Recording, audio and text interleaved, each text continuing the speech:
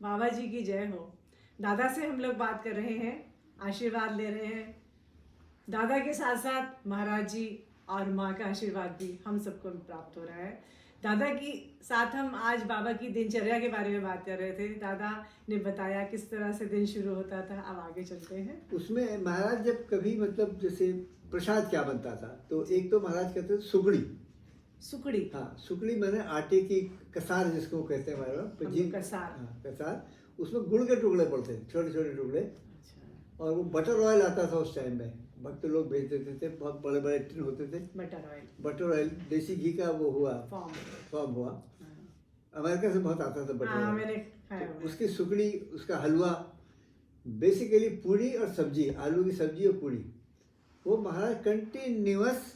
अन्नपूर्णा का वास हुआ, चारों तरफ नाचती थी अन्नपूर्णा महाराज के, तो वो पूरी सब्जी बनी और हमारा काम चला प्रसाद का डिस्ट्रीब्यूशन, सबको देना चाहिए। अच्छा, महाराज कभी आश्रम में रहे, कभी कहीं रहे जी। कभी नीचे गांव में उतर जाएं और नीचे उतर जाएं, एक मनोर गांव था वहां पहुंच जाएं, हनुमानगढ़ी के पास। हनुमानगढ़ी के पास। अच्छा। तो फिर बोले जाओ प्रसाद ले आओ। कौन सा गांव था? मनोर। हाँ। अच्छा। तो उसमें पूरियां हमने भरी एक टिन में। हाँ। एक टिन में आलू भरा। हाँ। डंडी में लगाया और ऐसे करके आज वो टांची पे करने में। हाँ। पगडंडी में लेके चले। अब खत्म हो गई, जाओ पानी लाओ। फिर नीचे गए, स्ट्रीम से पानी लाए, फिर ऊपर आए, झरने से पानी लेने जाते। फिर वहां से आगे आए। हाँ। फिर पूरी लेके आए, पुल के, और जाओ प्रसाद ले आओ। हम लोग शाम तक महाराज जहाँ जहाँ घूमे वहाँ वहाँ प्रसाद बांटे। फिर बीच में पूरी बनाने में इंटरेस्ट लेने लगा। एक दिन क्या हुआ कि पूरी बनाने में मेरा इतना हाथ घुस गया अंदर, घी में। अरे मैं बिलबिला गया और मैं ऐसे करके, ऐसे मैंने हाथ को दबाया और आके महाराज के सामने बैठ गया चुपचाप। हाँ, तो इतने महाराज ने पूछा क्या हुआ, इधर हाथ जल गया। तो मुझे बुलाया, बुलाने के बाद मेरा हाथ कमर के अंदर डाल लिया। फिर मुझसे कहा ठीक हो जाए, ठीक हो जाए, ठीक हो जाए, ठीक हो जाए, ऐसे हाथ फेरा। और फेरने के बाद सब जलन खत्म, वो खत्म, जा काम करो।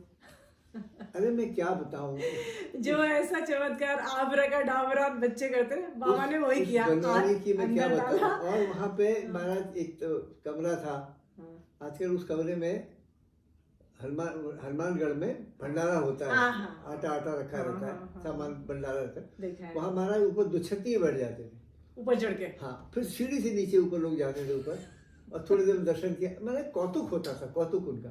कहीं चले गए, कहीं बैठ गए। फिर शाम को महाराज जाके ऊपर, एक चटर्जी साहब थे, शासक थे तलीताल में। हाँ, नहीं वही रहते, हनुमानगढ़ में रहते थे। नीचे थोड़ा सा उतर के उनकी कुटी थी वहाँ पे। अच्छा। तो महाराज वहाँ जाके बैठ जाते थे। फिर चटर्जी इंटेलेक्चुअल था, एमएससी था, टॉपर था उस जमाने में, कलकत्ता यूनिवर्सिटी का एमएससी था। मेरे ख्याल से फिजिक्स में था, मैथमेटिक्स में था जी।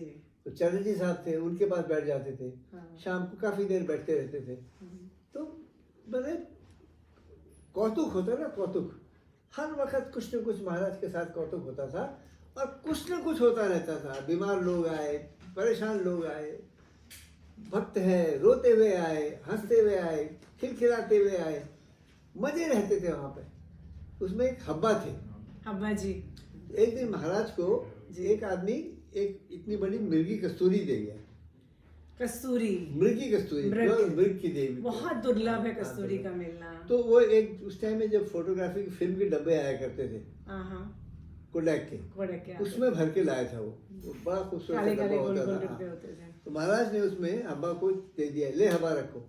हब्बा जी को पकड़ा दिया। तो शाम तक उन्होंने खानी शुरू करी, फाँक रहे, लाओ हब्बा दो बाबा जी। हाँ, तो महाराज हाँ, पहले दिन आए, दूसरे दिन शाम तक पूरी कस्तूरी खा गए, पूरा इतना डब्बा खा गए। और उसके बाद जब थोड़ी बची, हब्बा लाओ, तो हब्बा ने को डाला उन्होंने, और हब्बा खत्म हो गई। बोले महाराज खत्म हो गई, अब है कहाँ? उन्होंने डब्बा उलट दिया।